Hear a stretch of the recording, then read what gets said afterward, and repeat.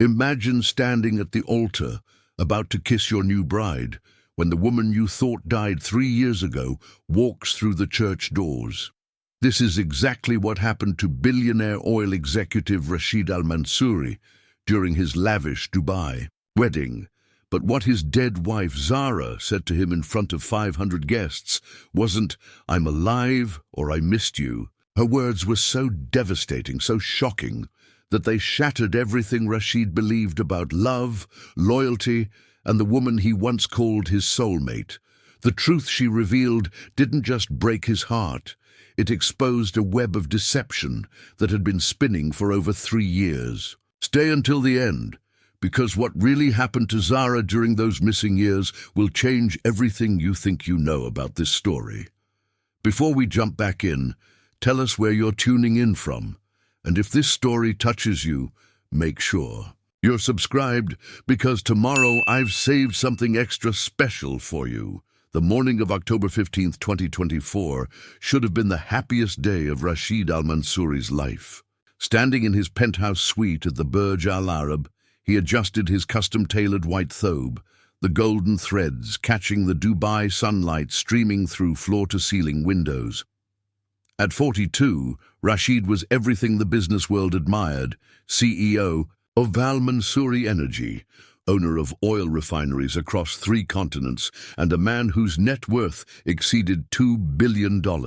His reflection in the mirror showed a face that had aged gracefully, though careful observers might notice the subtle lines around his dark eyes, markers of a grief he'd carried for 3 long years.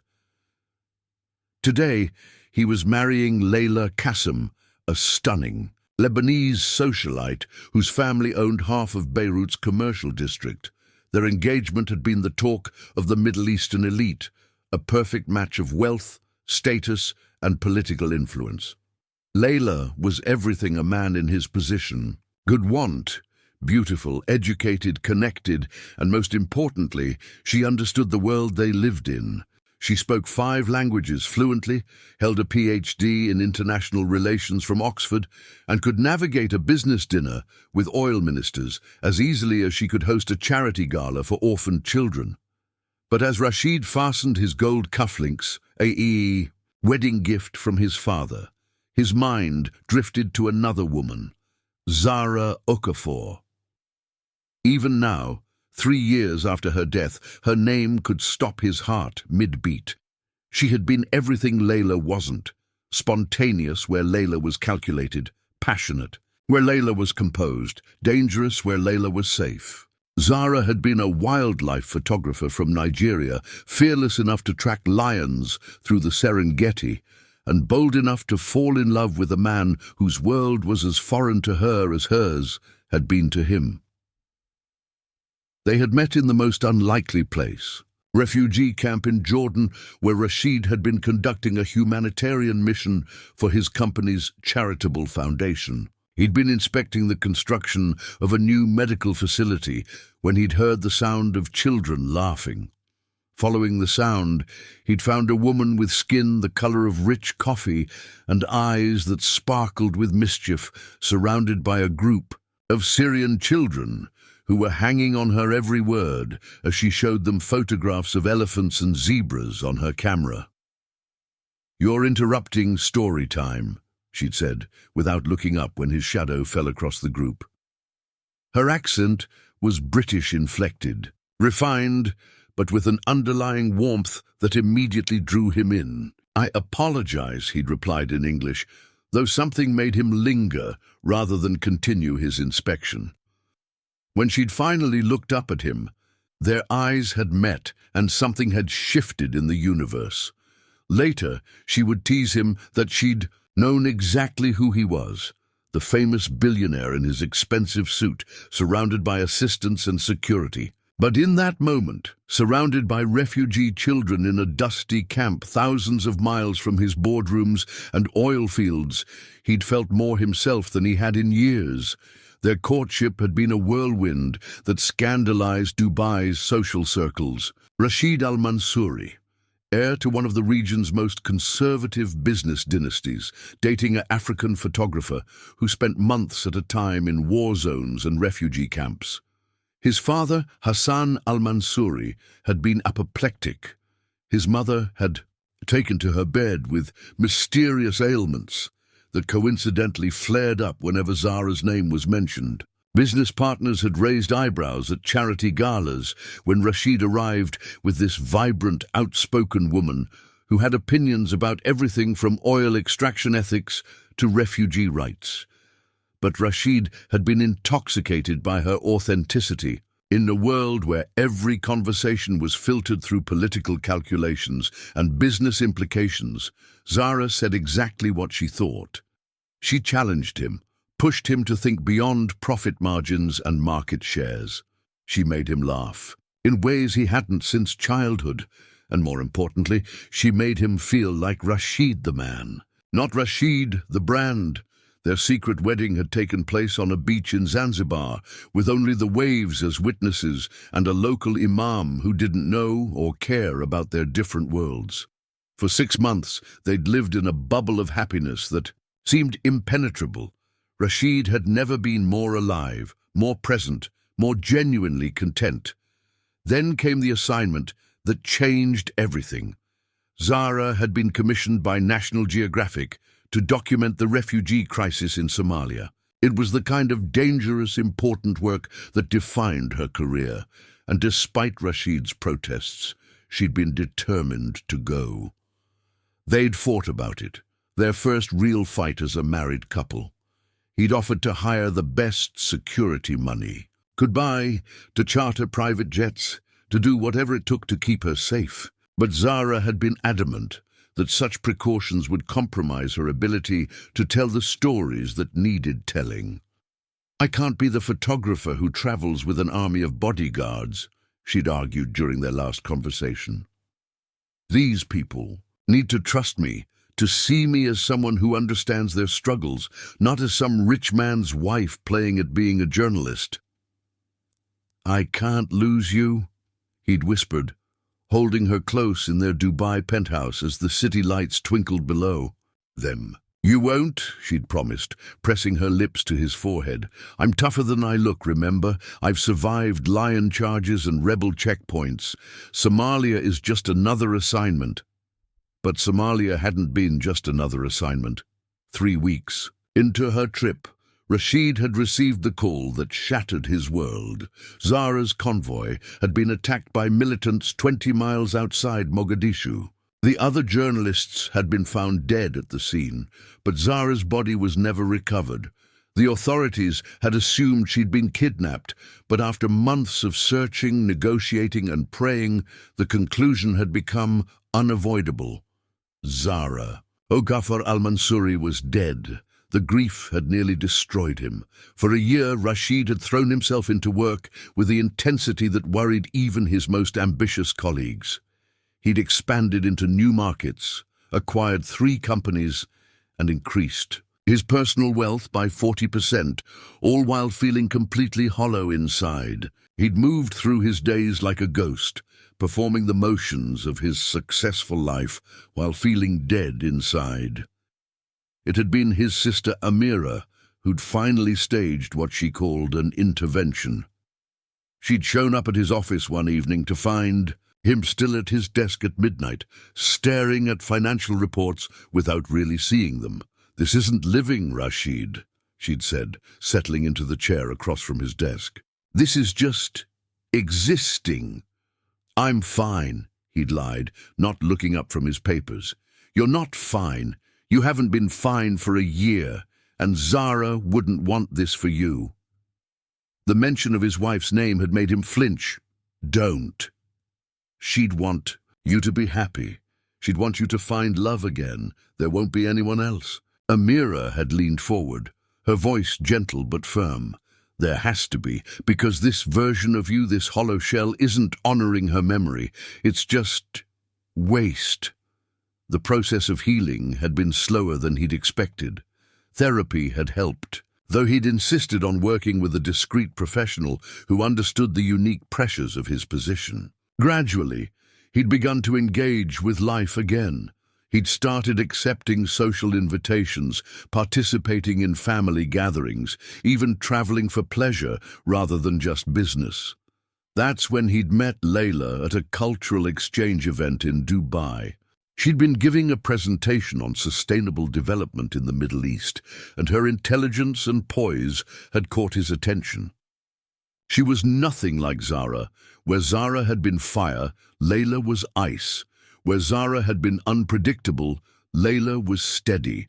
Where Zara had challenged the world, Layla worked within it. But perhaps that was exactly what he needed. Someone safe. Someone who wouldn't disappear into war zones or put herself in danger for the sake of a story. Someone who understood his world and could be his partner in it, rather than his beautiful, dangerous escape from it. Their courtship had been everything his relationship with Zara hadn't been: public, approved, celebrated. His parents adored Layla. Business associates complimented him on his wise choice. Society magazines featured them as the power couple of the new Middle East. Everything was perfect, proper, and utterly predictable. Standing in his suite now, adjusting his ceremonial dagger, a family heirloom that had been worn by Al-Mansouri grooms for 6 generations, Rashid wondered if he was making the right choice. He cared for Layla, respected her, enjoyed her company. But did he love her the way he'd loved Zara? Could he ever love anyone that way again? A knock at the door interrupted his thoughts. "Come in!" he called, expecting his groomsman or perhaps his father, with some last-minute advice about marriage and responsibility. Instead, his personal assistant, Mahmoud, entered with an expression of barely controlled panic. "Sir, we have a situation," Rashid frowned. "What kind of situation? If it's about the security arrangements—" "No, sir. It's—" Mahmoud paused, seeming to struggle with his words. "There's been an incident at the Al-Rashid Hotel." The Al-Rashid was where many of the wedding guests were staying, including several members of Layla's family. "What kind of incident?" "A woman checked in this morning using a credit card that was reported stolen 3 years ago. But, sir, the name on the card, it's Zara Okafor." The words hit Rashid like a physical blow. The room seemed to tilt, and he had to grip the edge of his dresser to steady himself. "That's impossible." The hotel called the police as a matter of routine, but when they went to investigate, the woman was gone. She'd left this. Mahmoud held out an envelope with Rashid's name written in handwriting he recognized with painful clarity. With trembling fingers, Rashid opened the envelope. Inside was a single photograph, himself and Zara on their wedding day in Zanzibar, laughing as they ran barefoot through the surf.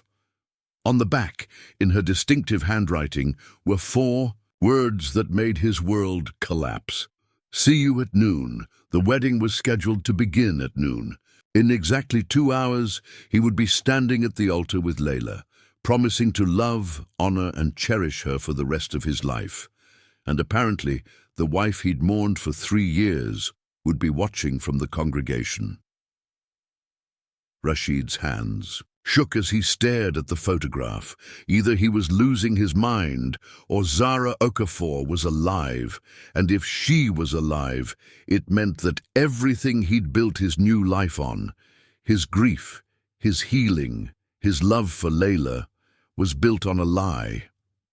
The question that terrified him most wasn't whether Zara was really alive. It was what her resurrection would mean for the man he'd become in her absence, and whether the life he'd so carefully constructed could survive the return of the woman who'd once been his entire world. Preparing and narrating this story took us a lot of time, so if you are enjoying it, subscribe to our channel. It means a lot to us. Now back to the story. Rashid's phone buzzed insistently on the marble countertop, but he couldn't move. The photograph trembled in his hands as his mind raced through impossible scenarios. Hallucinations brought on by wedding stress, an elaborate hoax by someone who knew about his past, a cruel joke orchestrated by business rivals. Anything except the one explanation that his heart was screaming. Zara was alive. Mahmoud cleared his throat nervously. "Sir, your father is asking for you. The guests are beginning to arrive, and cancel it." The words came out as a whisper. "I'm sorry, sir. Cancel the wedding." Rashid's voice was stronger now, though his hands continued to shake. "Call everyone. Tell them there's been an emergency." Mahmoud's eyes widened in horror. "Sir, you can't be serious. There are 500 guests. The Crown Prince of Abu Dhabi is already here. The media—" "I don't care about the media," Rashid snapped, then immediately regretted his tone. Mahmoud had been with him for 8 years, through every crisis, including the darkest days after Zara's disappearance. "I'm sorry, but I can't. I need to understand what this means before I can marry anyone." His assistant's expression shifted from panic to understanding. Mahmoud was one of the few people who knew the whole truth about Rashid's first marriage, including how deeply Zara's death had affected him. "What do you need me to do?" Before Rashid could answer, his phone rang. The caller ID showed his father's contact information.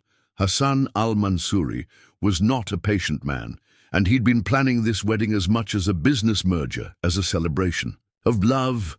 The guest list read like a who's who of Middle Eastern politics and business, oil ministers, tech moguls, members of royal families from across the Gulf.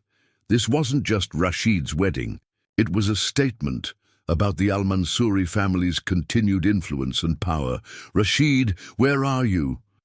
His father's voice carried the weight of barely controlled frustration. "The photographer wants family pictures before the ceremony, and Layla's father is asking about the final arrangements for the announcement of your new joint venture." Of course, even on his wedding day, everything came back to business. The marriage to Layla wasn't just personal, it was the foundation for a massive expansion into Lebanese markets, backed by her family's political connections and his oil money. Contracts worth nearly $500 million were waiting to be signed at the reception. "Father, I need to speak with you privately. Whatever it is, it can wait until after the ceremony. Your mother has been planning this day for months, and Zara is alive." The silence on the other end of the line stretched so long that Rashid wondered if the call had dropped. Finally, Hassan's voice came back, quieter, but infinitely more dangerous. "What did you say?" "Someone using her credit card checked into the Al Rashid Hotel this morning. They left me a message saying they'll see me at noon." Another long pause. "And you believe this person is actually her?" Rashid stared at the photograph in his free hand. The handwriting matches. The photo is one that only she would have. "Rashid, listen to me carefully. Your wife died 3 years ago in Somalia. We have official reports from 3 different governments confirming this. What you're dealing with now is either someone trying to extort money from our family, or someone with serious mental health issues who has become obsessed with you. Either way, it's a security matter, not a personal one." The words made logical sense, but they couldn't explain away the feeling in Rashid's chest, a mixture of hope and terror that he'd thought he'd buried with his grief. What if it really is her? Then she's been hiding from you for 3 years, while you mourned her. Death. Think about what that means, son. Think about what kind of person would do that to someone they claim to love. The observation hit Rashid like a physical blow. His father was right. If Zara was alive, if she'd been alive all this time, then every tear he'd shed, every sleepless night, every moment of agony had been unnecessary. She'd let him believe she was dead. She'd let him grieve. She'd let him rebuild his life and fall in love with someone else. What kind of woman would do that? I still need to know for certain. Hassan's sigh was audible through the phone. Fine. But you have 500 guests downstairs expecting a wedding, including people whose goodwill is worth millions to our business. You have a bride who loves you and a future that makes sense. Whatever this is, handle it quietly and quickly. Don't destroy your life for a ghost. The line went dead, leaving Rashid alone with Mahmoud and the impossible decision ahead of him. Through the floor-to-ceiling windows, he could see the wedding venue on the hotel's private beach. White silk drapes fluttered in the Gulf breeze, and crystal chandeliers hung from structures that had taken weeks to build. Hundreds of white roses and jasmine flowers created pathways and archways that photographers would later describe as fairy tale perfection. In the distance, he could see Layla's bridal suite, where she was undoubtedly being pampered by a team of stylists and surrounded by her closest friends.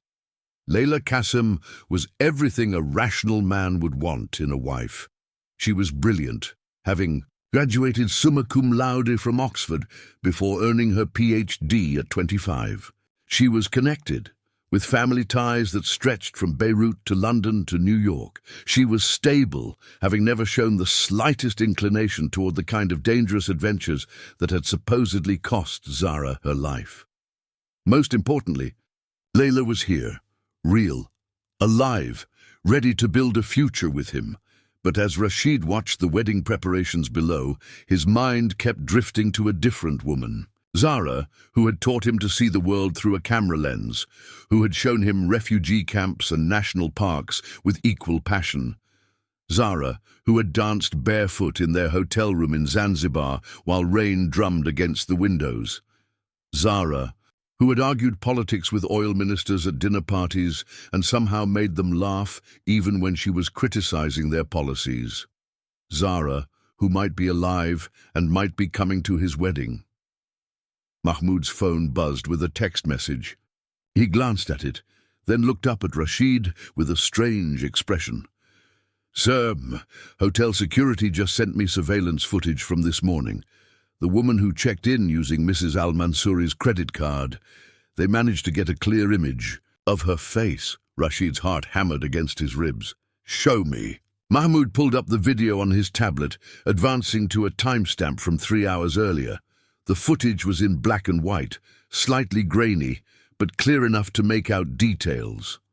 A woman approached the hotel check-in desk, moving with a grace that Rashid recognized instantly. She was wearing sunglasses and a headscarf that covered most of her hair, but when she turned slightly toward the camera, the tablet slipped from Rashid's numb fingers, clattering onto the marble floor. It was her, older, perhaps thinner than he remembered, but unmistakably Zara. The curve of her jaw, the way she held her shoulders, the slight tilt of her head when she spoke to the desk clerk. These were details that couldn't be faked or mimicked. This wasn't an impersonator or someone using stolen identification. This was his wife, his dead wife, who was apparently very much alive. A knock at the door interrupted his spiraling thoughts. "Rashid?" The voice belonged to his sister Amira. "Can I come in?" Mahmoud quickly retrieved his tablet while Rashid tried to compose himself. "Come in?" Amira entered wearing a stunning emerald green dress that complemented her dark hair, but her expression was troubled. "The guests are asking where you are. Layla sent me to check on you. She's worried that you might be having second thoughts." The irony of the situation would have been funny if it weren't so devastating. Layla was worried about second thoughts, while his first wife was apparently preparing to make an appearance at his second wedding. "Amira, I need to ask you something, and I need you to be completely honest with me." His sister's expression grew more concerned. "Of course. When we held the memorial service for Zara, did you ever have any doubts about whether she was really dead?" Amira's face went pale.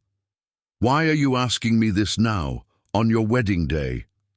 "Please, just answer the question." She sat down heavily on the suite's cream-colored sofa, her hands twisting in her lap.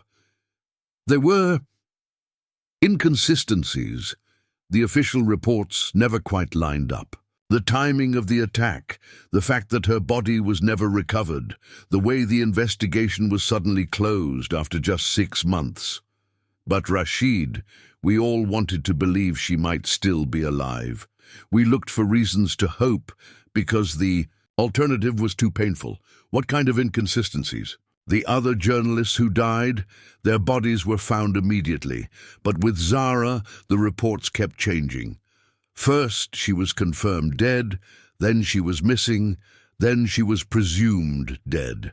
The Somali officials kept giving us different stories about what happened and when. Rashid felt a chill run down his spine. Why didn't you tell me this before? Because you were barely surviving her death as it was. What would have been the point of giving you false hope? And anyway, even if she had survived the attack, she would have found a way to contact us. She would never have let you believe she was dead if she had a choice. But what if she'd had reasons for staying hidden? What if something had happened that made it impossible for her to return? Or worse, what if she'd chosen to stay away? His phone buzzed with another message. This one from an unknown number. Rashid opened it with trembling fingers. The woman you're about to marry deserves to know the truth about her predecessor. I'll be in the back row, third pew from the altar. Don't look for me until the officiant asks if anyone objects. Then you'll have your answers. Rashid showed the message to Amira, watching as her face went from confusion to shock to something approaching terror. "Oh my God," she whispered, "it really is her. She's going to object to the wedding in front of 500 people, including government ministers and members of royal families." Amira stood up abruptly, pacing to the window. "This will destroy you, both personally and professionally. If Zara makes a scene at your wedding to Layla, it won't just be embarrassing, it'll be international news. Your business relationships, your reputation, everything you've built." "I know. And what about Layla? She's about to become collateral damage in whatever game Zara is playing."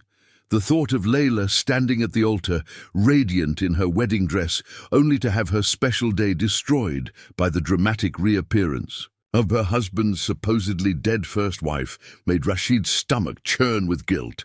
Layla didn't deserve this. She'd done nothing wrong except fall in love with a man whose past was apparently more complicated than anyone had realized.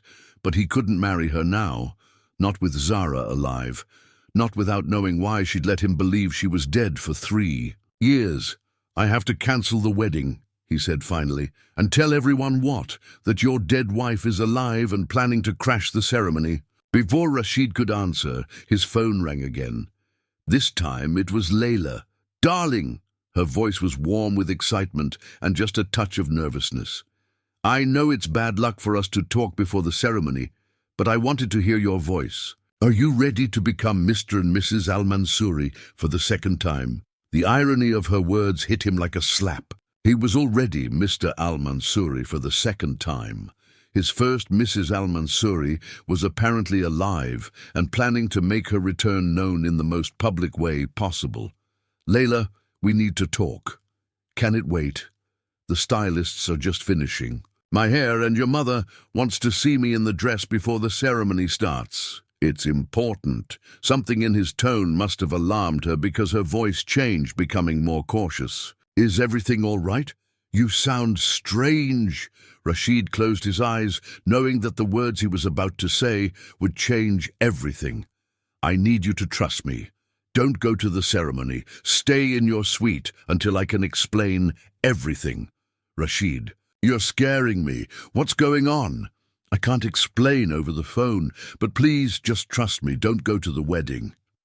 The silence on the other end of the line stretched for what felt like eternity.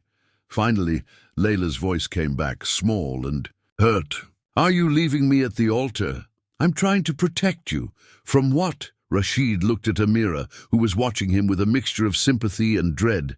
How could he explain that the woman he'd mourned for 3 years was about to destroy both their lives in front of the most powerful people in the Middle East? "From the truth," he said finally, and hung up the phone.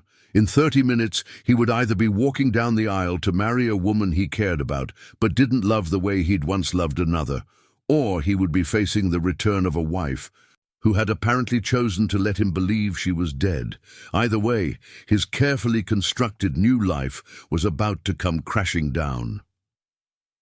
20 minutes before the ceremony was scheduled to begin, Rashid found himself in the hotel's security office, staring at multiple monitor screens showing various angles of the wedding venue. The beach had been transformed into something from a luxury magazine. White pavilions with flowing silk curtains, arrangements of white orchids and baby's breath that had been flown in from Holland, and crystal chandeliers suspended from invisible wires that would sparkle like stars once the sun began to set. "Sir, we need to make a decision," Mahmoud said quietly. The usually composed assistant was showing signs of strain, his tie slightly askew and perspiration beading on his forehead despite the air conditioning. "The wedding coordinator is asking if she should seat the guests or delay the processional." Through the monitors, Rashid could see the gathering crowd. Sheikh Abdullah bin Rashid Al Maktoum had arrived with his entourage, along with the Saudi oil minister and 3 members of the Kuwaiti royal family. These weren't people who appreciated delays or last-minute changes to carefully orchestrated events. Their time was measured in millions of dollars per hour, and their presence at his wedding was as much about business relationships as personal celebration. "Has anyone spotted her yet?" Rashid asked Omar Khalil, the head of hotel security, who had been briefed on the situation with careful discretion. Omar checked his tablet, scrolling through reports from his team positioned throughout the venue. "No confirmed sightings, sir, but we have identified several potential entry points she could use to avoid the main security checkpoints. The service entrances, the beach access from the adjacent property, even the kitchen staff entrance near the catering area." Rashid rubbed his temples, feeling the beginning of a headache that had nothing to do with stress and everything to do with the impossible situation he found himself in. "What about Layla? Has she left her suite?" "No, sir. But there's been significant activity. Her mother and sisters have been going in and out, and we've had calls from the wedding planner asking about the delay. Of course, Layla's family would be demanding answers. The Qassims were Lebanese aristocracy, used to precision and protocol. A delayed wedding would reflect poorly on their daughter, and by extension, their family's reputation. More importantly, Layla herself was probably struggling to understand why the man she was supposed to marry in 20 minutes had cryptically warned her to stay away from her own wedding. Rashid's phone buzzed with yet another message from an unknown number. "Cold feet? Or are you finally ready to face what you've been running from?" The words stung because they carried an uncomfortable grain of truth. Had he been running from Zara's memory by throwing himself so completely into building a new life with Layla? Was his relationship with his bride-to-be genuine, or just an elaborate form of emotional avoidance? "Sir," Omar's voice cut through his thoughts, "we have movement." On monitor 3, a figure in a black abaya and hijab was making her way through the hotel's main lobby. The clothing covered her completely, but there was something about her posture, the confident way she moved through space, that made Rashid's pulse spike. "That's her," he said with certainty he couldn't explain. Omar spoke into his radio, dispatching security personnel to track the woman's movement without intercepting her. "She's heading toward the elevator bank that services the wedding venues." Rashid watched the monitors as the figure disappeared into an elevator.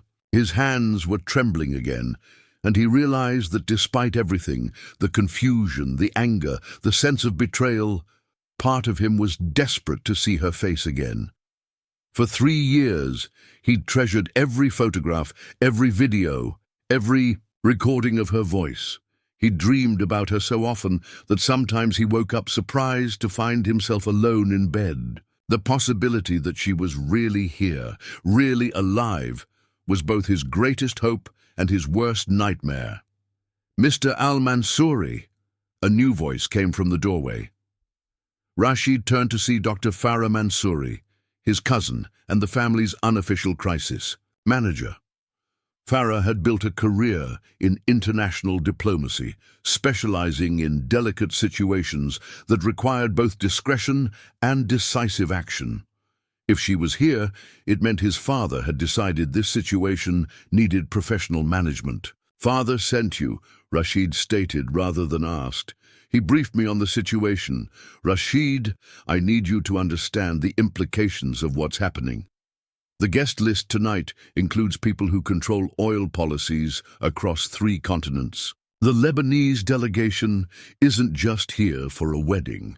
They're here to sign agreements that will impact energy distribution throughout the Eastern Mediterranean. If this ceremony collapses spectacularly, I understand the business implications. Do you?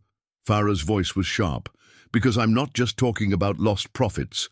I'm talking about international incident potential. If a woman claiming to be your dead wife disrupts a wedding attended by government ministers and members of royal families, it becomes a diplomatic situation. Questions will be asked about why governments declared her dead, about how reliable their intelligence services are, about what other facts might be questionable. The observation hit Rashid like a physical blow.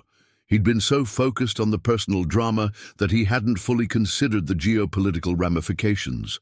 If Zara had been hiding for 3 years, if official death reports had been wrong, it would embarrass multiple governments and intelligence agencies.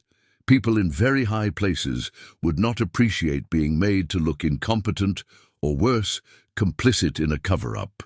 "What are you suggesting?" "That we handle this quietly. Security escorts the woman away before she can cause a scene. The wedding proceeds as planned. If she really is Zara, you deal with that privately after your guests have gone home. And if she refuses to leave quietly," Farah's expression was grim, "then we have bigger problems than a disrupted wedding." Omar's radio crackled with an update from his team. "Subject has exited the elevator on the wedding venue level. She's proceeding toward the ceremony space. On the monitors, they could see guests taking their seats in the elegant white chairs arranged on the beach.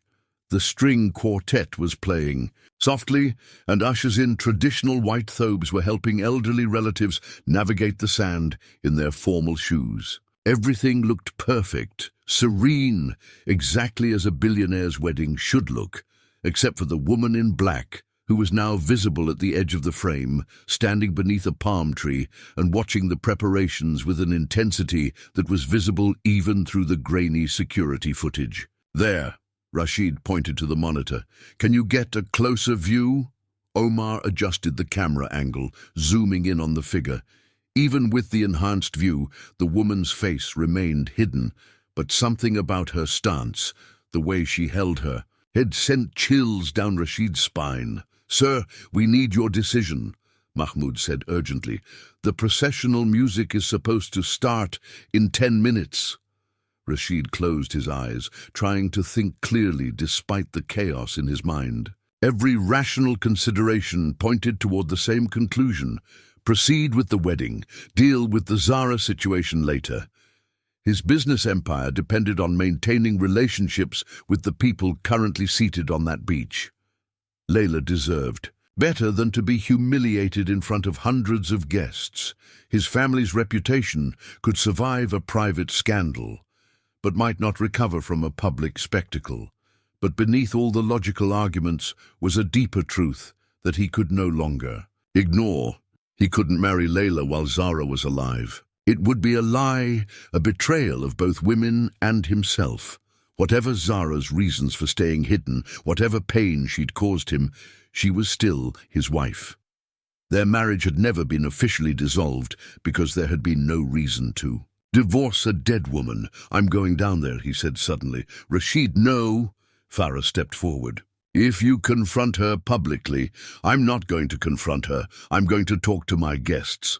Before anyone could stop him, Rashid left the security office and headed for the elevator. His mind was clearer now than it had been all morning. There was only one honorable way to handle this situation, and it required him to take control before Zara could create the scene she apparently had planned. The elevator ride to the beach level felt like the longest 2 minutes of his life. When the doors opened, he could hear the string quartet playing Pachelbel's canon. the traditional processional music that meant Layla would be walking down the aisle in just a few minutes. But Layla wasn't coming. He'd made sure of that with his phone call, though he realized she was probably in her suite right now, confused and hurt, watching the ceremony time come and go without explanation. Rashid straightened his shoulders and walked toward the wedding venue. As he approached the seating area, conversations quieted and heads turned. 500 of the most influential people in the Middle East watched him with expressions ranging from curiosity to concern. At the altar, the officiant, Imam Hassan al-Mahmoud, who had flown in from Mecca specifically for this ceremony, waited with obvious confusion. The man had officiated weddings for 3 royal families. He'd never had a groom appear without a bride. "Ladies and gentlemen," Rashid's voice carried across the beach without amplification. Years of addressing boardrooms full of powerful men had taught him how to command attention. "I thank you all for joining us today to celebrate what was to be my marriage to Miss Layla Qassem." A murmur went through the crowd at his use of past tense. However, circumstances have arisen that make it impossible for this ceremony to proceed as planned. The murmur became a buzz of concerned conversations. Rashid could see his father in the front row, his face a mask of controlled fury. His mother had gone pale and was fanning herself with the ceremony program. "I must ask for your patience and understanding as we address a situation that is both unexpected and personal in nature." Sheikh Abdullah leaned forward in his chair, his expression sharp with interest. This was exactly the kind of diplomatic complexity that Farah had warned about. Powerful people who would remember this moment and draw their own conclusions about the Al-Mansouri family's reliability. But before Rashid could continue his carefully planned explanation, a voice cut through the evening air like a blade. "Hello, husband." Every head turned toward the voice. Standing at the back of the seating area, having somehow appeared without anyone noticing, was a woman who had lowered her hijab to reveal a face that many of the guests recognized from society. Photographs taken 3 years earlier, Zara Al-Mansouri was alive, and she was smiling with an expression that held no warmth whatsoever. "I hope you don't mind," she continued, her British-accented voice carrying easily across the stunned silence. "But I couldn't resist attending my husband's wedding. After all, it's been so long since we've seen each other." The beach erupted into chaos. Guests turned to each other with expressions of shock and confusion. Security personnel spoke urgently into their radios. Photographers who'd been hired to capture a fairy tale wedding began snapping pictures of what was rapidly becoming an international incident. And at the center of it all, Rashid stood frozen as the woman he'd mourned for 3 years walked slowly down the aisle toward him, her dark eyes holding secrets that would either save his soul or destroy his life. The silence that followed Zara's words was deafening. Even the Gulf breeze seemed to have stilled, as if the universe itself was holding its breath. Rashid felt as though he was drowning while standing perfectly still, his vision tunneling until all he could see was the woman walking toward him with predatory grace. She looked different, thinner certainly, with new lines around her eyes and a hardness to her features that hadn't been there 3 years ago. Her hair, once wild and free, was pulled back severely. But it was unmistakably her, the woman he'd married on a beach in Zanzibar, the woman whose supposed death had nearly destroyed him. Zara. Her name came out as barely a whisper, but in the absolute silence of the beach, it carried to every guest. She paused about 10 feet away from him, close enough that he could see the gold flecks in her brown eyes, far enough that she could address the entire assembly. "Surprised to see me, darling. I suppose death reports have been greatly exaggerated." Behind her, Rashid could see hotel security personnel positioning themselves strategically, but Omar had clearly ordered them not to intervene unless the situation turned violent. This was a family matter now, playing out in front of an audience. That included some of the most powerful people in the world. "You're supposed to be dead." The words sounded absurd even as he said them, but Rashid's mind was struggling to process the impossibility of her presence. And yet here I am, very much alive, and apparently just in time for your wedding. Zara's smile was sharp as a blade, though I notice the bride seems to be missing. Did someone warn her that bigamy is still illegal in the UAE? A collective gasp went through the crowd. Several guests were now openly recording the scene on their phones, despite the no photography clause in their invitations. By tomorrow, this moment would be international news. Sheikh Abdullah rose from his seat in the front row, his expression grave. Perhaps this family matter should be discussed privately. "Oh, but your highness," Zara turned to address him directly, her voice carrying the cultured tones that had once charmed dinner parties across Dubai. "This is hardly just a family matter. After all, my dear husband here has been accepting condolences for my death for 3 years.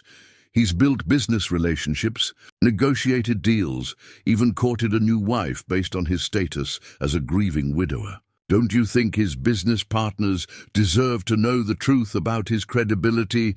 The words hit their target with devastating precision. Rashid could see the calculation in the eyes of his business associates, the questions forming about what other facts in their dealings might be questionable.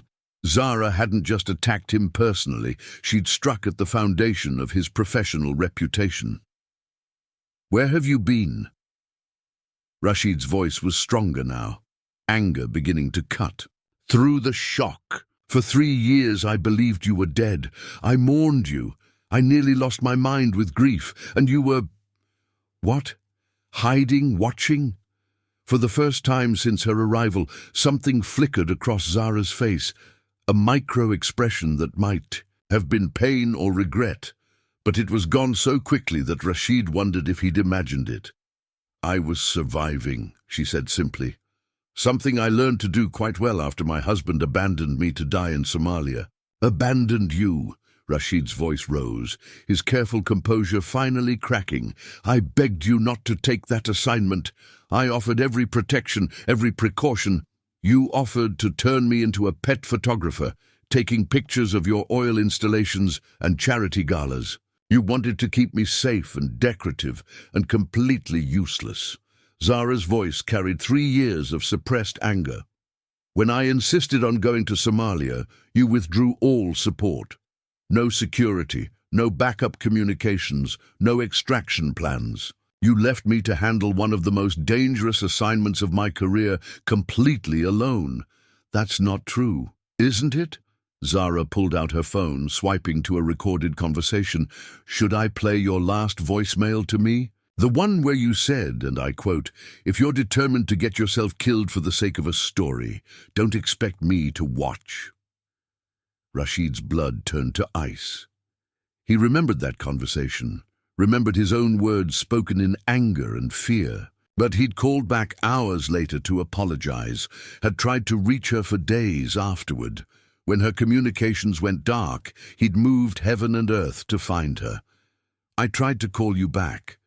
When you didn't answer, I contacted everyone.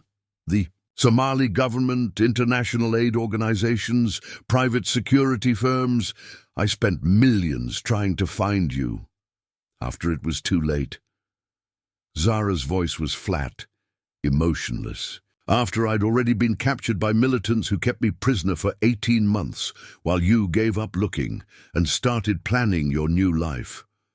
The words hit the assembled guests like a physical blow.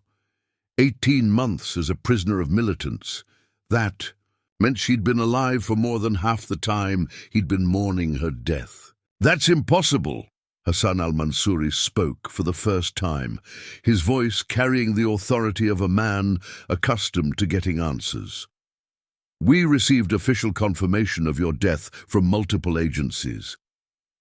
Zara turned her attention to Rashid's father, her smile returning but colder than before. "Did you, Mr. Al-Mansouri?"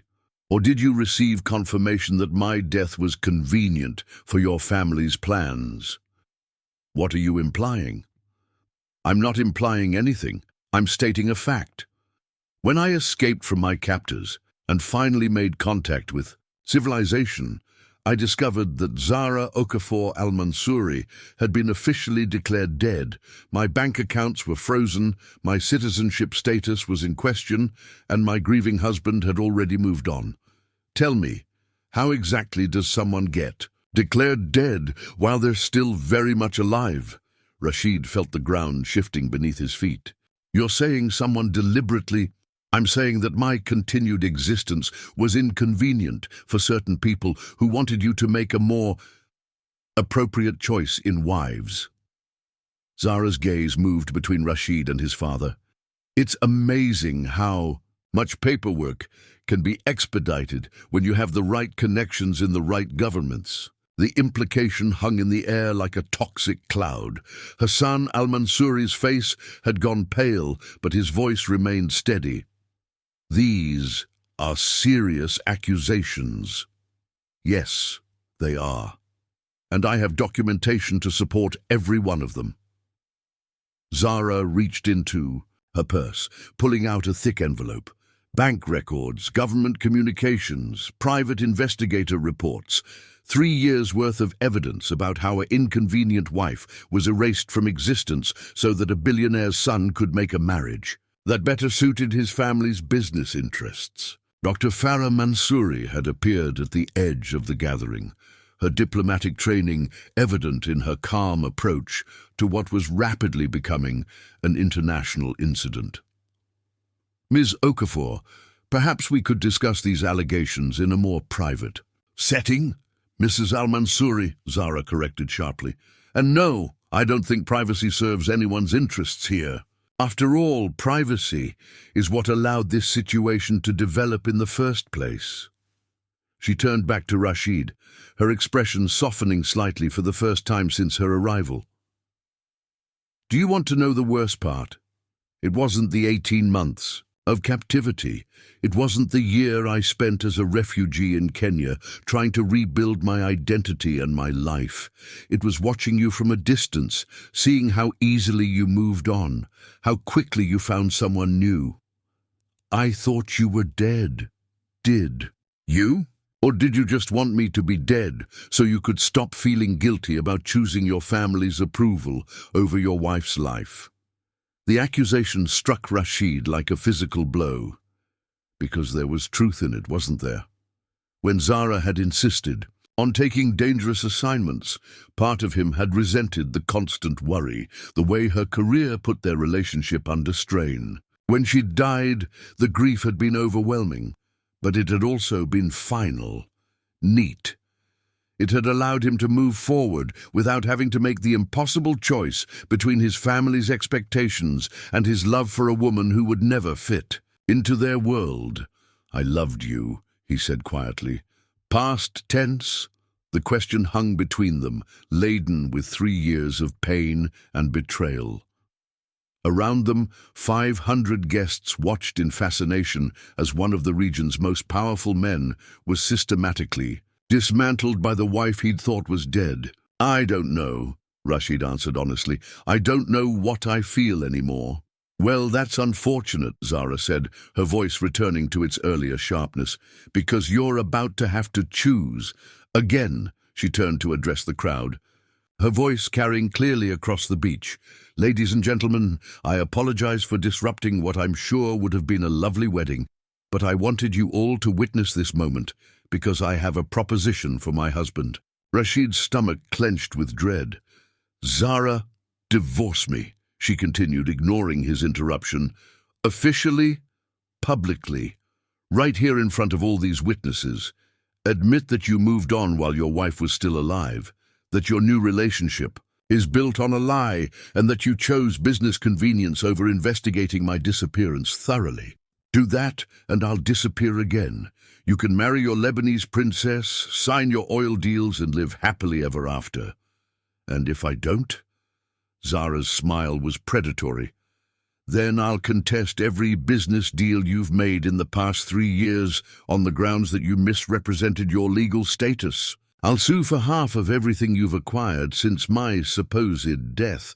I'll testify before international tribunals about government agencies declaring living people dead for political convenience. And I'll make sure that every major media outlet knows that the great Rashid Al-Mansouri built his new life on the grave of a wife he couldn't be bothered to save. The ultimatum hit the wedding guests like a bomb. This wasn't just personal drama anymore.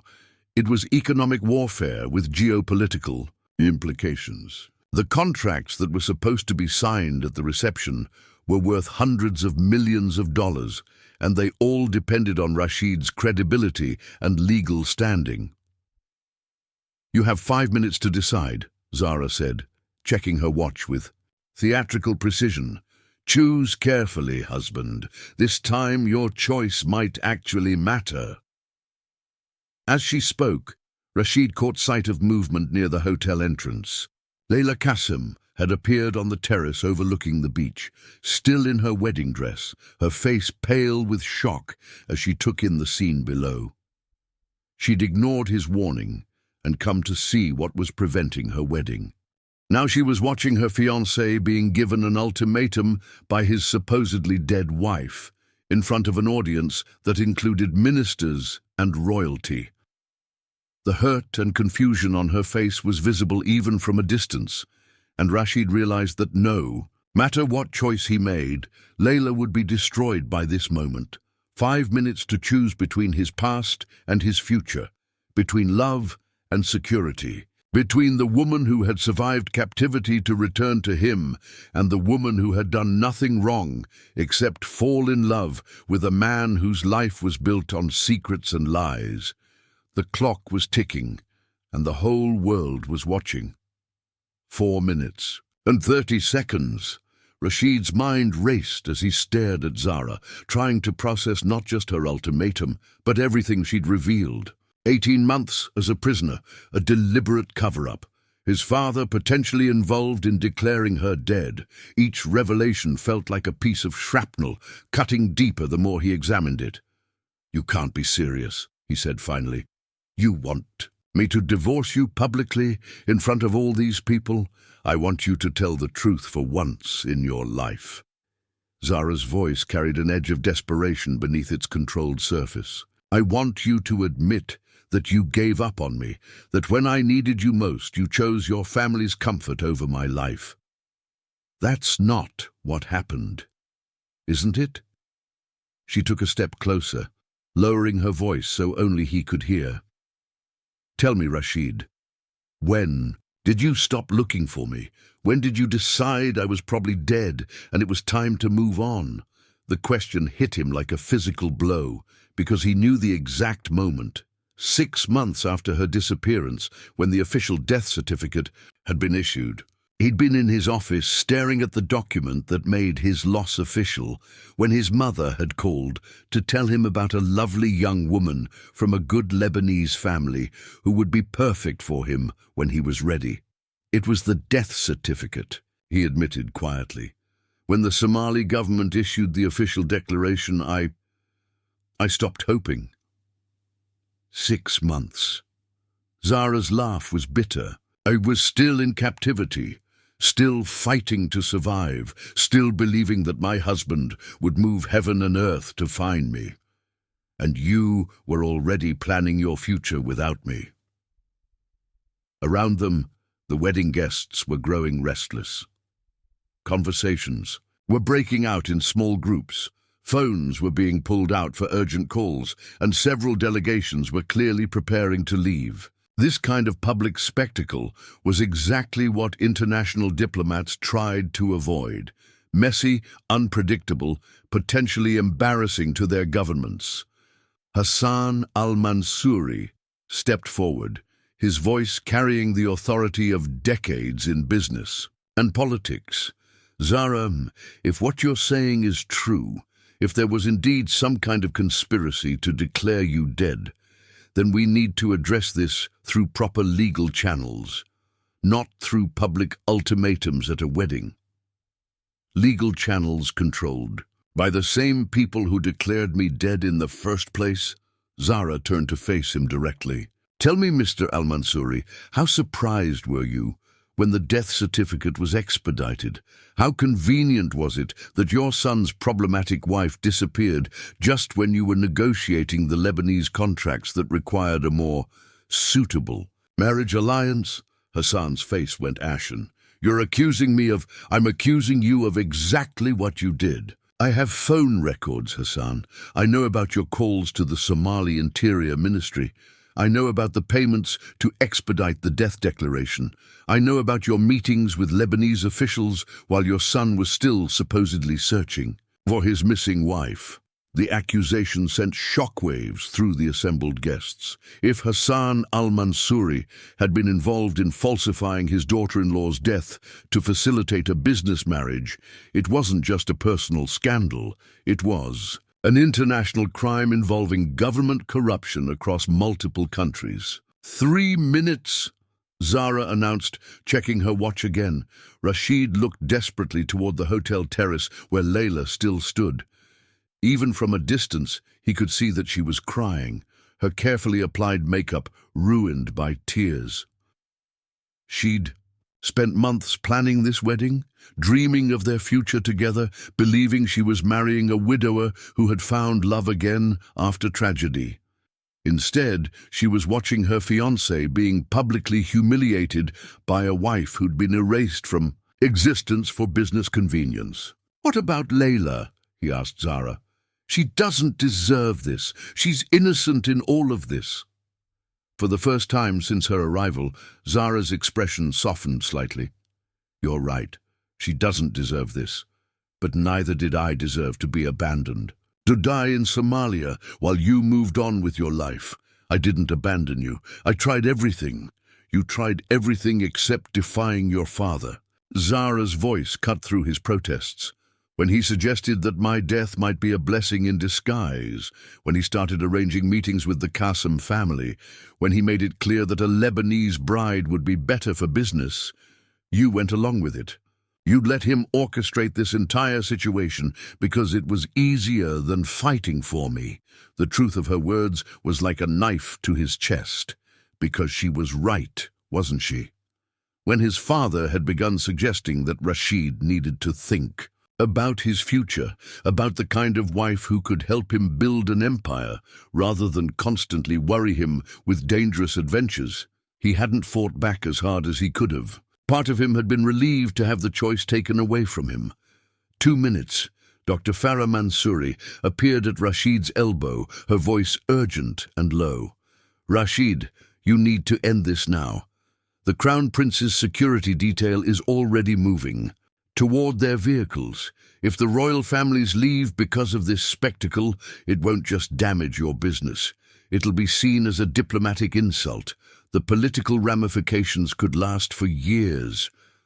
But as Rashid looked at Zara, really looked at her for the first time since her arrival, he saw something that made him pause. Beneath the anger and the accusations, beneath the carefully planned revenge, he saw pain. Raw, unhealed pain that had been festering for 3 years. "What do you really want?" he asked quietly.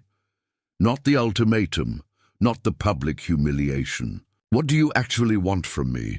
Zara blinked, clearly not expecting the question. For a moment, her carefully constructed facade cracked, and he saw the woman he'd fallen in love with. Vulnerable, fierce, desperately hurt. "I want you to fight for me," she whispered. "I want you to choose me the way you never did before. I want you to prove that what we had was real, that it was worth something more than a business arrangement. And if I do, if I choose you over all of this..." He gestured toward the assembled guests, the empire his family had built, the future that had been planned for him. "What then?" "Then we try to rebuild something from the pieces of what we lost." 1 minute. The countdown was almost over, but Rashid's mind was suddenly crystal clear. He understood now what this whole elaborate scene had been about. Zara hadn't returned just for revenge. though that was certainly part of it. She'd returned to test him, to see if he'd learned anything from losing her, to see if he was capable of choosing love over convenience, passion over pragmatism. But the test wasn't just about him. It was about her too. Could she forgive him for giving up on her? Could they rebuild trust after 3 years of deception and abandonment? Could love survive the weight of everything that had happened between them? "Zara," he said, his voice carrying clearly across the beach, "I can't give you what you're asking for." Her face crumpled slightly, hope dying in her eyes. "Not here, not like this, not as a public spectacle in front of people who see our marriage as nothing more than a business transaction." He stepped closer to her, close enough to speak without the entire assembly hearing every word. "If you want me to fight for you, then let me actually fight. Give me a chance to choose you properly, without ultimatums or time limits or audiences. Meet me tomorrow alone, and we'll talk about what we both really want. And tonight, what about your wedding?" Rashid turned to address the assembled guests, his voice carrying the same authority he used in boardrooms around the world. "Ladies and gentlemen, I apologize for the disruption to this evening's ceremony. Due to unexpected circumstances that require immediate attention, tonight's wedding will be postponed indefinitely." A collective gasp went through the crowd. Several people immediately reached for their phones, while others began urgent conversations. With their security details, all guests are invited to remain for dinner if they wish, though I understand if many of you prefer to return to your accommodations. My family and I will be available tomorrow to address any questions or concerns about business matters that may be affected by tonight's revelations. He turned back to Zara, who was staring at him with an unreadable expression. "Tomorrow morning, 10 o'clock. The coffee shop where we first talked about getting married, if it's still there." "It's still there," she said quietly. "Then we'll talk, really talk, without audiences, without ultimatums, without our families pulling the strings, just us. And if we can't find our way back to each other," Rashid's heart clenched at the vulnerability in her voice, "then at least we'll know we tried." Zara nodded slowly, then reached into her purse and pulled out a simple gold band, her wedding ring, the one she'd worn on the beach in Zanzibar. She'd kept it all this time, through 18 months of captivity and 3 years of exile. "Time's up," she said, slipping the ring back onto her finger, "but I suppose we can reset the clock." As she turned to leave, pushing through the crowd of stunned wedding guests, Rashid caught sight of Layla on the terrace. She was no longer crying, but her face was set in an expression of quiet dignity that somehow made his heart break more than tears would have. He'd hurt her terribly tonight. An innocent woman who'd done nothing wrong except fall in love with a man whose past was more complicated than she'd ever imagined. Whatever happened with Zara, he owed Layla an explanation, an apology, and probably a lifetime of regret for what this night had cost her. But first, he had to survive the immediate aftermath of cancelling the wedding of the century in front of an audience that included some of the most powerful people in the world. As his guests began filing out, some in shock, others in anger, most simply in confusion, Rashid realized that his old life was over. Whether he rebuilt it with Zara or started fresh entirely, the man who had walked onto this beach 3 hours ago no longer existed. Tomorrow would bring new choices, new possibilities, and perhaps new heartbreak. But for the first time in 3 years, those choices would be his own. The wedding was over, but the real story was just beginning. The Al-Mansouri family penthouse felt like a war room at midnight. Floor-to-ceiling windows that normally offered a breathtaking view of Dubai's illuminated skyline now seemed to mock the chaos that had engulfed their lives. Hassan Al-Mansouri sat behind his massive oak desk, his usually immaculate appearance disheveled, his tie loosened for the first time in decades, Across from him, Dr. Al-Mansouri paced like a caged predator, her diplomatic composure finally cracking under the weight of the evening's catastrophe.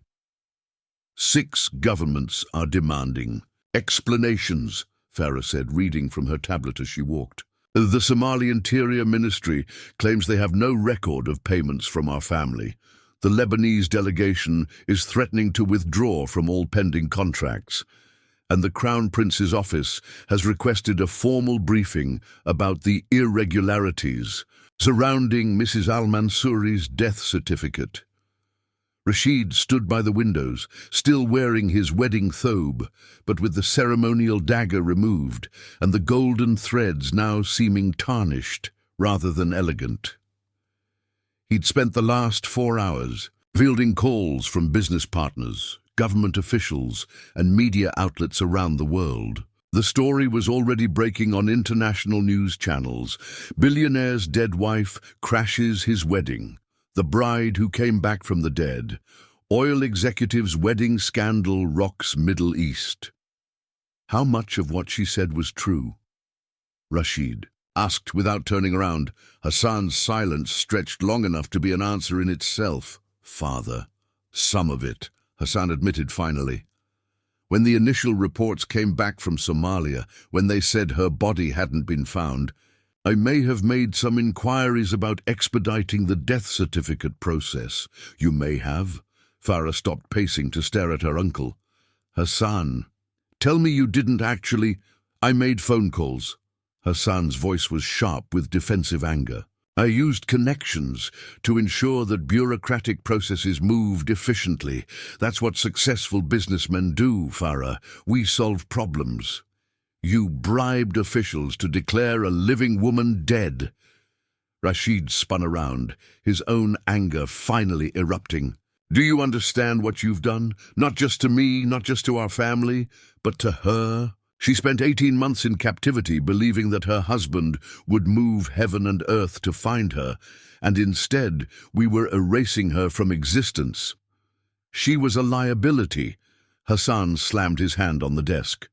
A photographer who insisted on putting herself in danger, who refused to understand her responsibilities as your wife. When she disappeared, yes, I saw an opportunity to guide you toward a more suitable marriage.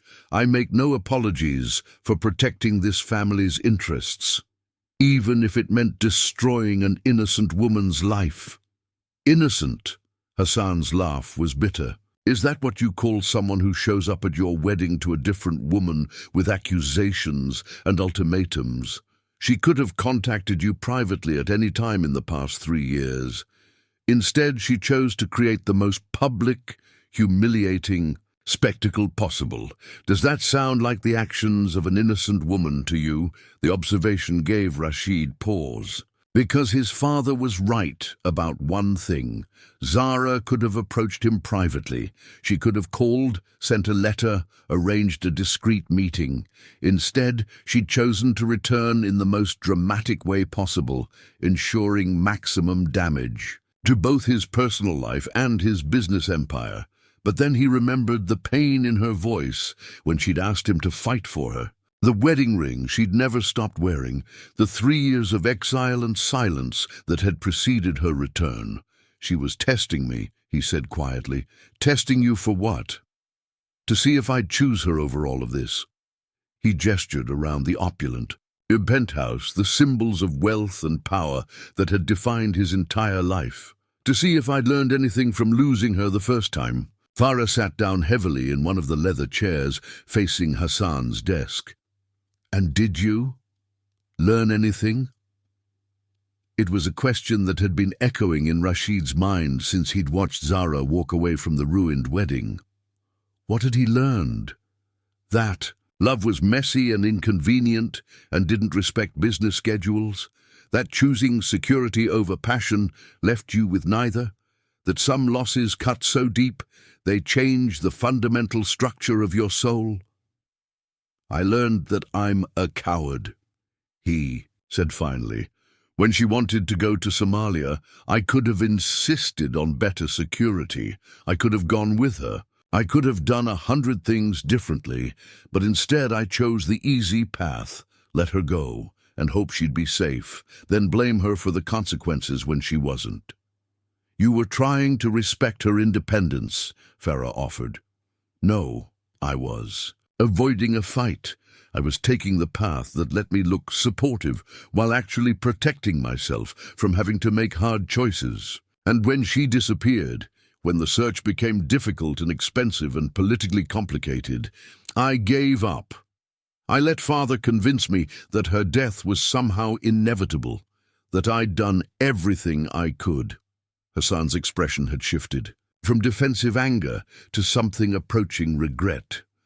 Rashid, you have to understand, when we received the first reports from Somalia, the likelihood of her survival was genuinely minimal.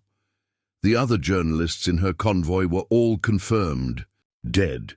The area where she disappeared was controlled by militants known for executing hostages. Every expert we consulted said the same thing. If she wasn't found in the first 72 hours, she was almost certainly dead. But she wasn't dead. She survived for 18 months in captivity, then spent 3 years rebuilding her life. From nothing, all while believing that her husband had abandoned her to die. How could we have known that? We could have kept looking. Rashid's voice echoed through the penthouse. We could have refused to accept convenient answers. We could have treated her like she was worth more than a business inconvenience. His phone buzzed with another message from an unknown number. Rashid's heart skipped, hoping it might be from Zara, but instead it was from someone else entirely. Mr. Al-Mansouri, this is Layla. I think we need to talk. I'm in the lobby coffee shop. The message hit him like a physical blow. In all the chaos of the evening, all the focus on Zara's return and his family's machinations, he'd almost forgotten about the other victim of tonight's catastrophe. Layla, who'd done nothing wrong, except fall in love with a man whose past was built on lies and cover-ups. I have to go, he said, heading toward the door. Where? Hassan demanded. To apologize to another woman whose life I've destroyed. The elevator ride down to the lobby felt like a descent into purgatory. What could he possibly say to Layla?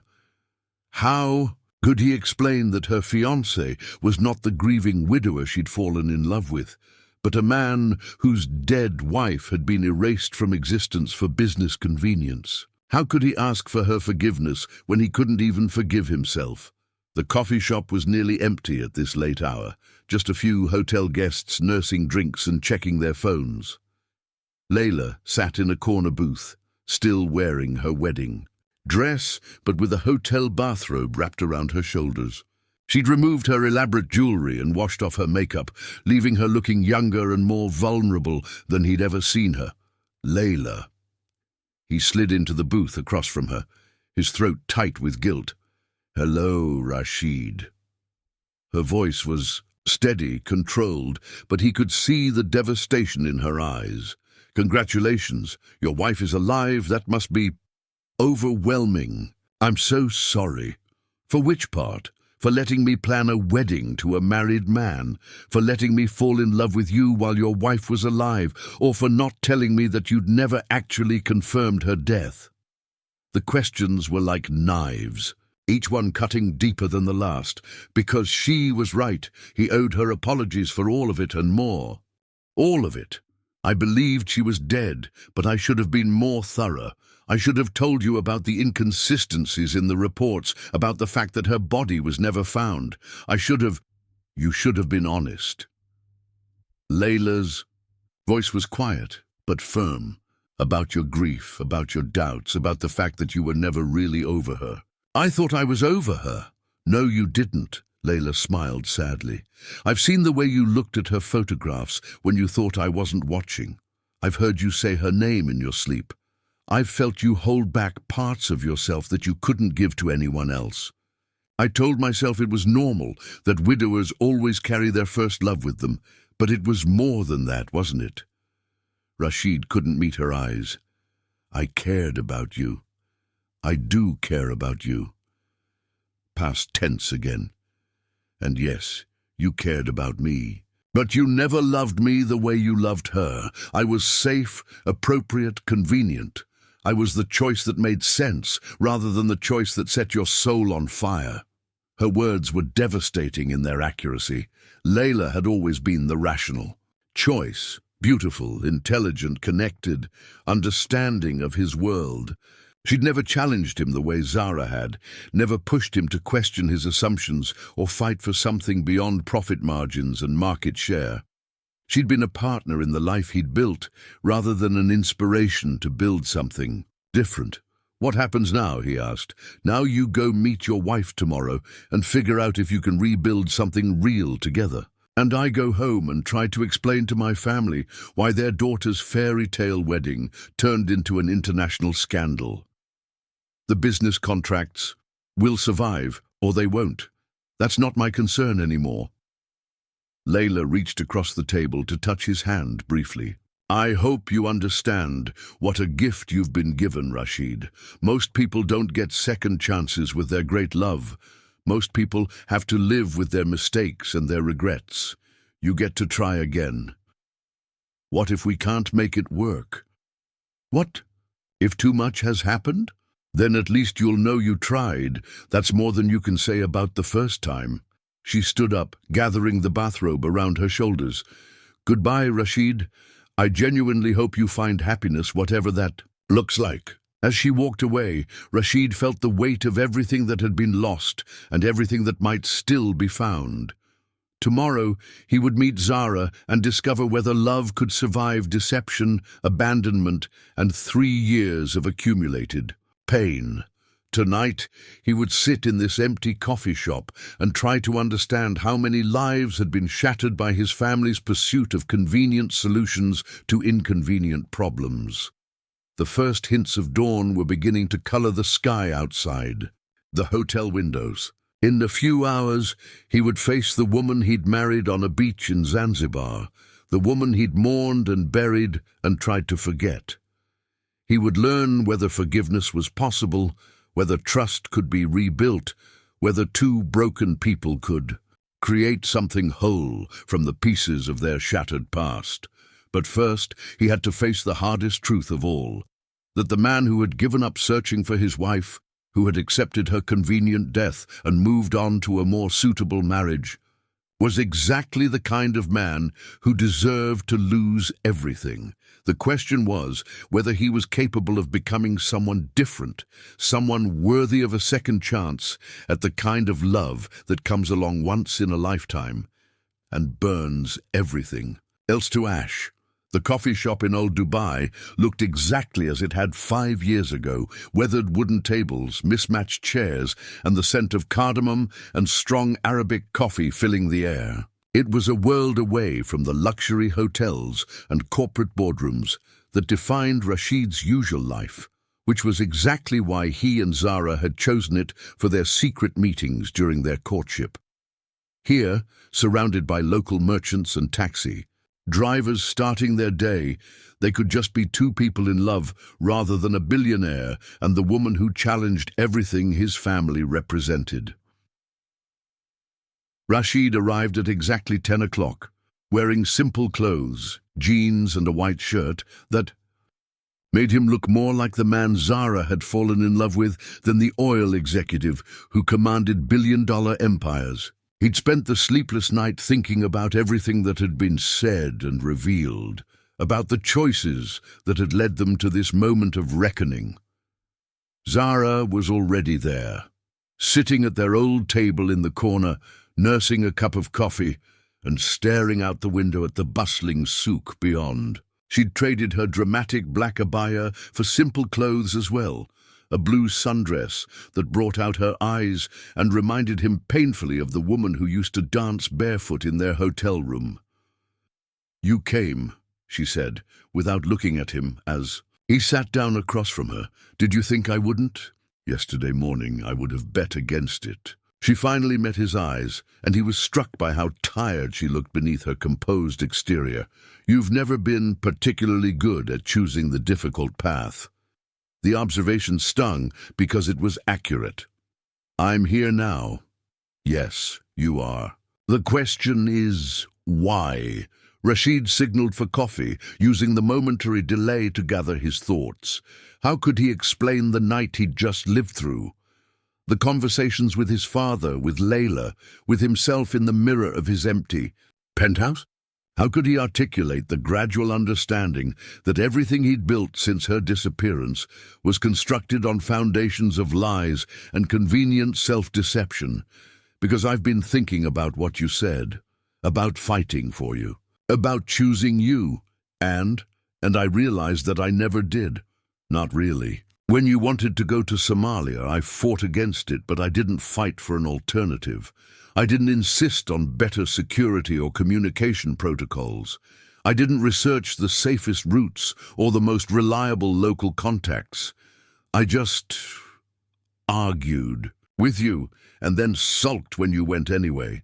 Zara's expression didn't change, but something flickered in her eyes that might have been surprise. When you disappeared, he continued, I hired search teams and paid informants and made phone calls. But when Father suggested that your death certificate should be expedited, when he started arranging meetings with the Qassem family, when he made it clear that moving on would be easier than continuing to search, I went along with it. I let him convince me that you were probably dead anyway and that fighting for you was pointless. Why? The question was simple, but the answer required him to excavate truths he'd been avoiding for 3 years, because losing you was killing me, and accepting your death was easier than living with uncertainty. Because fighting for you meant defying my family, risking business relationships, potentially spending years searching for someone who might actually be dead. Because... He paused, the hardest truth catching in his throat. Because part of me was relieved that the choice had been taken away from me. Zara flinched as if he'd struck her. You were never going to fit into my world, and I was never going to be brave enough to fully enter yours. Our marriage was always going to require me to choose between the life I'd inherited and the life I wanted with you. When you died, when I thought you died, I got to grieve the great love of my life without having to make that impossible choice. So you did grieve me. I nearly went insane with grief. For a year, I barely functioned. I threw myself into work because it was the only thing that kept me from thinking about you constantly.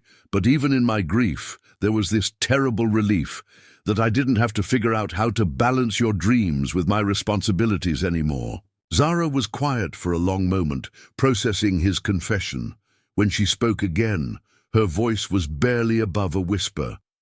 Do you know what I thought about during those 18 months in captivity? Rashid shook his head.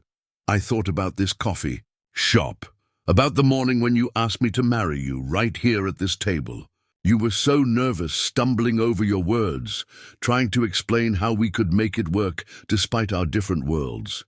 You promised me that you would never ask me to give up my work, that you would find ways to support my career even when it scared you. She paused to take a shaky breath. I held on to that promise through everything. When they moved us from camp to camp in the middle of the night, when we went days without food or water, when other prisoners died and I thought I would be next. I survived because I believed that somewhere my husband was moving heaven and earth to find me. The words hit Rashid like physical blows, each one a reminder of how completely he'd failed her. When I finally escaped, when I made it to a refugee camp in Kenya, the first thing I did was try to contact you. But my phone had been destroyed, my identification lost, my bank accounts frozen because I'd been declared dead. I spent weeks just trying to prove I was still alive. Why didn't you call my office, send a message through the company? Zara's laugh was bitter. I did. Multiple times. Your assistant said that Mr. Al-Mansouri was unavailable and wasn't accepting calls regarding his deceased wife. When I insisted it was urgent, that I was actually Zara Okafor, They told me that several people had tried to impersonate her for money and that the company had a policy of not entertaining such claims. Rashid felt sick. I never received those messages. Of course you didn't. Someone made sure of that. Just like someone made sure my death certificate was expedited. Just like someone made sure that when I finally made it back to Dubai, I discovered that my husband was engaged to a Lebanese socialite and had moved on quite thoroughly from his tragic loss. I saw you, Rashid said suddenly, about a year ago, outside the Jumeirah Hotel. I thought I was going crazy, but it was you, wasn't it? Zara nodded. I was working as a freelance photographer. Again, slowly rebuilding my career under a different name. I was covering a charity event and I saw you with her. Layla, you looked happy, content in a way you never looked with me. That's not true, isn't it? With me you were always slightly on edge, always worried about what I might do next, where my work might take us, how my choices might affect your family's opinion of you. With her you looked peaceful, settled, like you'd finally found someone who fit perfectly into the life you wanted. Rashid wanted to deny it, but he couldn't, because there was truth in what she was saying. Layla had been easy to love in ways that Zara never was. She'd required no sacrifices, no difficult choices, no challenges to his fundamental assumptions about what his life should look like. Is that why you waited until the wedding to reveal yourself? To make the point that I'd chosen convenience over passion? Partly. Zara's voice grew stronger, more controlled. But mostly because I needed to know if you'd learned anything, if you were capable of choosing me over all of this. She gestured vaguely toward the window, beyond which lay the Dubai skyline that represented everything Rashid had built. Yesterday, you had a choice between maintaining the comfortable lie you'd been living and fighting for the truth, even if it cost you everything. You chose the truth. I postponed a wedding and asked you to meet me for coffee. That's hardly fighting for you. You destroyed your business reputation, embarrassed your family in front of international dignitaries, and hurt an innocent woman who loved you. You sacrificed everything you've spent 3 years building for the chance to have this conversation with me. If that's not fighting, I don't know what is. They sat in silence for a moment, the weight of everything unsaid hanging between them. So what now? Rashid asked finally. Zara reached into her purse and pulled out 2 items. Her wedding ring, which she'd been wearing since the night before, and a manila envelope thick with documents. Now you choose again, but this time you understand the real cost. She slid the envelope across the table. Everything I told you yesterday was true. I have evidence of your father's involvement in falsifying my death certificate. I have documentation of government corruption across 3 countries. I have enough material to destroy not just your family's business empire, but to create an international scandal that will reach the highest levels of multiple governments. Rashid stared at the envelope without touching it. If you choose me, Zara continued, it means walking away from all of that. We use this evidence to clear my legal status and ensure no one can ever erase me again. But we don't use it for revenge. We disappear together, build a quiet life somewhere far from oil empires and political alliances.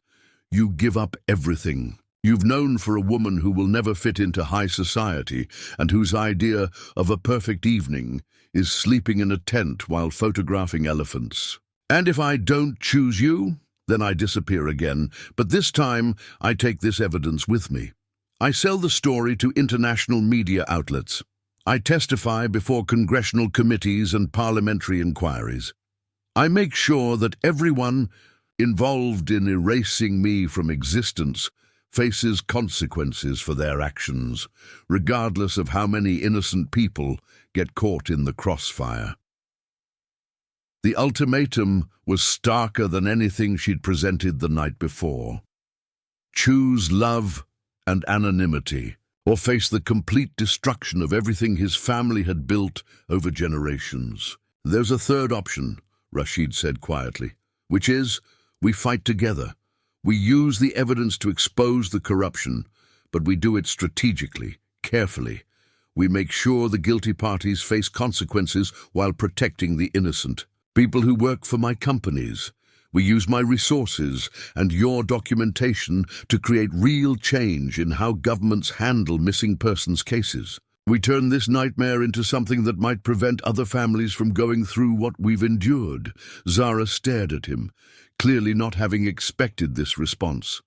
That would mean years of legal battles, constant media attention, threats from people in very high places. It would mean building a life together while simultaneously fighting a war against some of the most powerful people in the world. Yes. You'd give up your comfortable existence for that? For a life of uncertainty and danger and constant struggle? Rashid reached across the table and took her hand, feeling the wedding ring she'd never stopped wearing.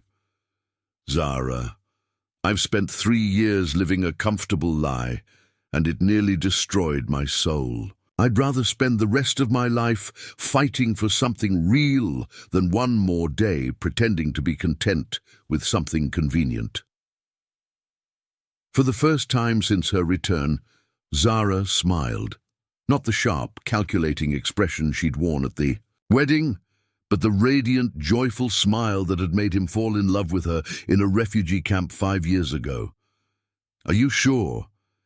Because once we start down this path, there's no going back to the safe choices. I'm sure, even if it means your father goes to prison, even if it means your business empire collapses, even if it means we spend years fighting battles we might not win. Rashid lifted her hand to his lips, pressing a soft kiss to her wedding ring, especially then, because for the first time in 3 years, I remember what it feels like to be alive. As they left the coffee shop together, walking hand in hand through the bustling souk where merchants hawked spices and textiles to tourists, Rashid felt something he hadn't experienced since the morning he'd thought Zara died. Hope. Not for a comfortable future or a profitable marriage or his family's approval, but for the kind of love that transforms everything it touches, even if it burns down the world in the process. The battle ahead would be brutal, the sacrifices enormous, the outcome uncertain. But as he looked at the woman who had survived 18 months in captivity and 3 years in exile for the chance to test whether their love was real, he knew he was finally ready to fight for something worth fighting for. Behind them, the Dubai skyline glittered in the morning sun, a monument to wealth and power and the kind of safe choices that had nearly cost him everything that mattered. Ahead lay an uncertain future filled with legal battles and media scrutiny, and the constant challenge of building something real from the ashes of everything they'd lost. But they would face it together, and that made all the difference. The Arab executive had found his dead wife alive at his wedding, and what she'd said had indeed broken him, broken every comfortable assumption, every convenient lie, every safe choice that had defined his existence. But sometimes, being broken is the first step toward becoming whole. Up next, you've got 2 more standout stories right on your screen. If this one hits the mark, you won't want to pass these up. Just click and check them out. And don't forget to like, subscribe, and turn on the notification bell so you don't miss any upload from us.